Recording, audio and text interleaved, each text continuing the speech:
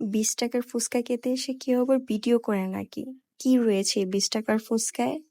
আমরা মেয়েরা কি বেশি ফুচকা লাভার? সবই আপনাদের সাথে শেয়ার করব। সো হ্যালো এভরিওয়ান, আসসালামু আলাইকুম। This is Miraf here. Welcome to my new video. দেখতেই পাচ্ছেন কোথাও একটা চলে এসেছি। কোথায় চলে আসছি বলতে পারবেন কেউ? আমি বলে দিচ্ছি। চলে এসেছি মিরপুর 10-এ হোপ ইন্টারন্যাশনাল স্কুলের সামনে। এখানে এসেছি অ্যাকচুয়ালি আমাদের একটা কাজে। তো এখানে আসার পর আমার বোন বলতেছিল এই পিচ্চি ভাইয়াটা নাকি খুবই মজার ফুচকা বানায়।